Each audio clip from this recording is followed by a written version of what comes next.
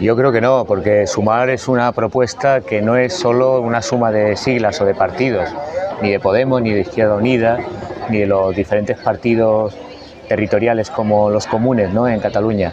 Hay mucho más que eso, es un proceso de movimiento político-social que, además de la unidad, está con la transversalidad incorporando muchos actores que han dejado o dejaron de votar a Unidos Podemos, o que de algún modo se desvincularon desde la izquierda del compromiso de la militancia. Lo que hemos vivido en la precampaña estos días es justamente que se han ido incorporando muchos ciudadanos que ven en Sumar un proyecto transversal, inclusivo, progresista, transformador, y en ese sentido quizá ha durado demasiado este debate, la negociación de los acuerdos entre partidos para la candidatura, pero inmediatamente después lo que estamos observando es mucha identificación con el proyecto y, por tanto, un proceso de ampliación de la base, ¿no? No diría que por la propia marca Sumar, pero efectivamente en la práctica se están incorporando muchos voluntarios, muchos militantes que reconocen en este proyecto liderado por Yolanda Díaz la posibilidad de transformar el país.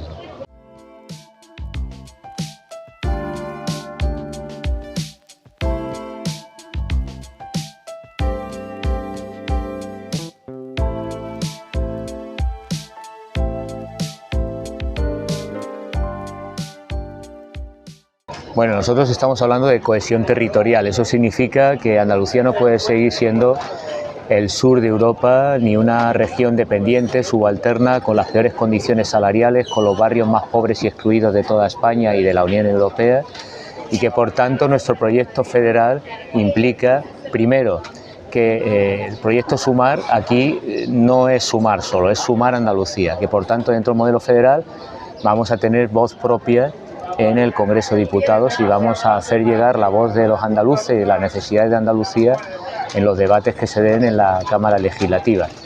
Y evidentemente a partir del 24J tenemos que construir un proyecto de país para Andalucía, y en ese sentido la propuesta es que Andalucía tenga un protagonismo, pero no porque lo digamos nosotros, porque dentro de Sumar Andalucía haya el único referente de mandato andalucista o de obediencia debida a Andalucía, sino también porque consideramos que después del 4D y la historia del Estatuto de Autonomía Andaluz necesitamos un proyecto que sea progresista, de izquierda y andalucista.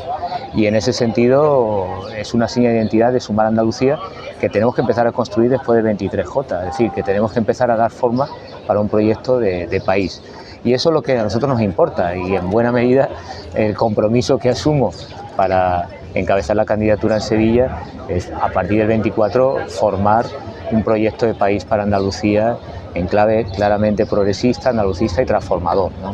Entonces sí que va a haber una agenda propia, y en ese sentido, bueno, tenemos una voluntad política de que no sea una amalgama sin más de partidos en los que los territorios, en este caso Andalucía, simplemente obedecen a una marca electoral. Yo creo que eso es un cambio importante, que en el espíritu de Yolanda está la visión de Estado federal, como gallega y como que ha apoyado los proyectos en Valencia, en Cataluña y también en Andalucía, que tenemos, como digo, una identidad propia. No es sumar Andalucía.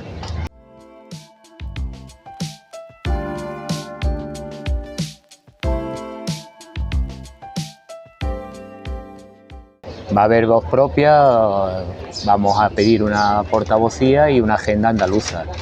Esto lo ha dicho el coordinador regional de Andalucía, Toni Valero, de Izquierda Unida, y los que hemos venido trabajando en la mediación de la unidad de la izquierda defendemos que Andalucía tiene que tener una agenda propia en el Parlamento, una voz propia, y a través de Sumar Andalucía la vamos a tener, sí. ¿Y la intención que se persigue con ella cuál es?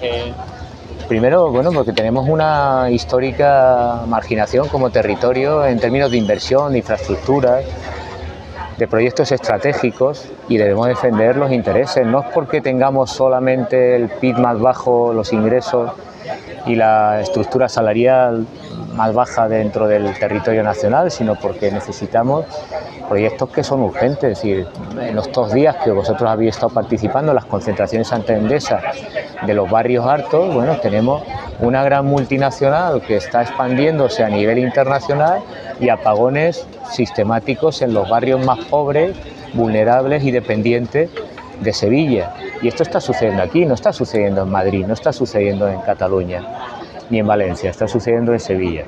Entonces, evidentemente esto exige que haya un proyecto político que defienda sus intereses ante Endesa, el oligopolio eléctrico y evidentemente ante otros intereses. No tanto en la lógica, la idea de Estado federal es que haya simetrías y de algún modo equilibrios y cohesión territorial. Cuando hablamos de cohesión territorial somos de algún modo, diría, respetuosos y herederos del legado de Blas Infante. Sí, si uno lee y recuerda el himno de Andalucía, pues se trata de, bueno, por España y por la humanidad. Nosotros no vamos a tratar de competir con territorios ni en esa lógica de una competencia de dumping económico, como se suele hacer, por ejemplo, con la derecha en Madrid respecto a la bajada de impuestos, ¿no? Nosotros abogamos por cohesión territorial, un Estado federal en el que todos tengan los mismos derechos y las mismas oportunidades y también, evidentemente, políticas públicas que beneficien una mayor descentralización, porque con gobiernos del bipartito, tanto PSOE como Partido Popular, siempre se han beneficiado, por un lado, la capitalidad, Madrid, o la presión que el nacionalismo conservador catalán ha estado negociando con el Estado para infraestructuras. Bueno, creo que ese no es el modelo. Romper con el bipartidismo, romper con ese modelo heredero de la Constitución del 78, era un modelo mucho más equilibrado, mucho más igualitario y con mayor cohesión territorial. Por tanto, esto implica que debe haber una preferencia en políticas públicas de aquellos estados o regiones. Hablo de Andalucía, pero podríamos hablar de Extremadura, que han sufrido pues una suerte de expolio, de colonización y de dominio histórico por parte de las burguesías de la capital y de Cataluña, entre otras, ¿no?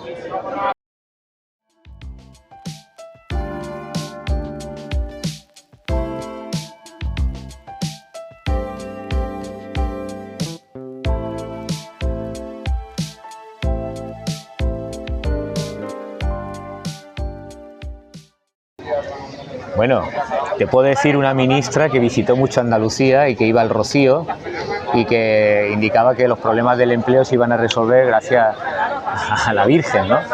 Estamos hablando de una ministra de hace poco tiempo, del Partido Popular, Fátima Báñez. Ella visitó mucho Andalucía, con frecuencia Andalucía. ¿Cuál es el resultado de las políticas de Fátima Báñez en términos de bienestar de la población andaluza? A mí que visite o no visite un territorio, francamente, me parece irrelevante como categoría. A mí lo que me interesa es que las medidas que ha adoptado la ministra del Trabajo, en este caso Yolanda Díaz, ha incrementado las pensiones más bajas, gran parte del sector de la población andaluz. Ha logrado la estabilidad del sector más precarizado, del empleo más precarizado de España, que está en Andalucía.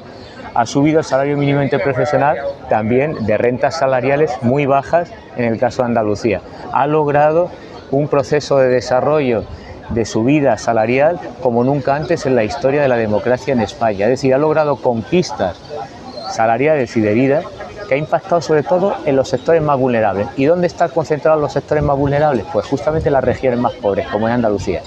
Visitar más o menos Andalucía, francamente, si una buena ministra como Fátima Báñez, que ha visitado con frecuencia Andalucía, es que ha estado preocupado por Andalucía, yo creo que no.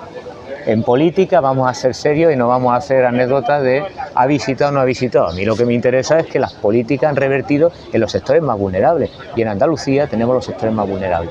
Por tanto, en términos de revalorización de pensiones, de salarios, de condiciones de estabilidad profesional, de mejora de los tipos de contratos, de desarrollo de las condiciones sociolaborales, hemos dado un salto cuántico. ¿Ha venido menos veces que otros ministros? Yo prefiero eso.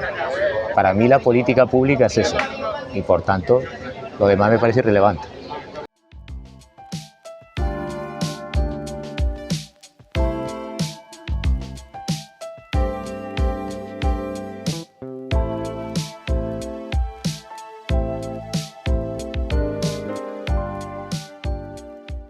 Ya hemos cambiado el tablero, pero además yo negaría la mayor. Esto de que ha habido un cambio de desplazamiento del voto a la derecha no es verdad. El voto de la derecha, si uno analiza desde el punto de vista de la sociología electoral, el voto en España y en Andalucía específicamente no ha variado. Es verdad que el Partido Popular ha crecido mucho, pero es el voto de la derecha de Ciudadanos. En términos cuantitativos, si uno analiza con otras etapas en las que ha tenido mayoría absoluta el PP, pienso en la época de Rajoy, no ha habido un incremento. Por tanto, no ha habido un vuelco político. Digamos que la izquierda, el voto de izquierda, el voto progresista, no se movilizó. y que por tanto los resultados han favorecido sustancialmente en términos de concejales, de comunidades autónomas a la derecha. Pero no ha habido un cambio de sociología política electoral, es decir, el voto no ha habido una migración, lo que ha habido es un proceso de movilización de la derecha y un proceso de desmovilización de la izquierda. En este momento Sumar está movilizando a la izquierda, no sé hasta qué punto el Partido Socialista pueda movilizar a su electorado. Nosotros en los procesos que estamos desarrollando en territorio, a nivel sectorial, estamos generando ilusión, esperanza y estamos movilizando votos. Y confiamos que la horquilla, de acuerdo a la ley electoral, que consigamos en torno al 15%, pueda ser una horquilla entre 47 y 53 diputados, que es un crecimiento considerable. No sabemos lo que hará el Partido Socialista. Yo creo que el electorado se va a movilizar. Primero porque el voto local es muy diferente del nacional y segundo, como empezaba indicando al principio, Sumar, la existencia como concurrencia y como opción política con la unidad de toda la izquierda ha cambiado por completo el panorama y está movilizando votos y generando ilusión. Y además lo notamos en cada encuentro. A las 7 de la tarde en julio, en un centro educativo, hemos concentrado más de 280 voluntarios dispuestos a ser apoderados, interventores, a participar y movilizarse. En los barrios estamos haciendo asambleas con una alta participación de ciudadanos. Es decir, el tablero lo hemos movido ya y esa creciente afección e identificación con Sumar va a ir increciendo. También sabemos que nos van a hacer desde el poder mediático y desde la derecha mediática una campaña porque saben que se juegan. Pues si hay una banca pública que proponemos en el programa, se juegan muchos intereses la banca propietaria de los principales medios de comunicación. Si intervenimos en el mercado inmobiliario, los grandes constructores van a ver reducido su margen de beneficios. Si intervenimos también en los distribuidores de la cesta a la compra básica, de los productos de primera necesidad, evidentemente también se va a reducir el margen de beneficios. Es decir, nos van a hacer la guerra por, como se suele decir, por cielo, mar y tierra. Pero estamos confiados y lo que estamos viendo es un cambio de tendencia, que no lo registran las encuestas, que suelen estar al servicio de quien las encarga, y no somos nosotros los que encargamos las encuestas.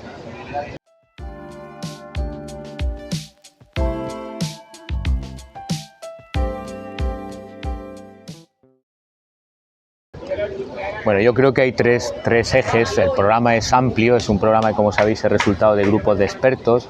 Por poner ejemplo, el programa ecológico de transición ecológica lo ha desarrollado Yayo Herrero, que es una eminencia en una perspectiva ecofeminista, y tenemos propuestas muy avanzadas. Y por resumir tres ejes, yo creo que un eje importante es poner el énfasis en los cuidados, ¿no? Y los cuidados implica, por ejemplo, trabajo decente, trabajo de calidad, conciliación, es una medida tan sencilla como reducción de la jornada laboral para que la gente pueda tener vida, que no viva para trabajar, sino que trabaje y viva bien, que tenga un trabajo digno.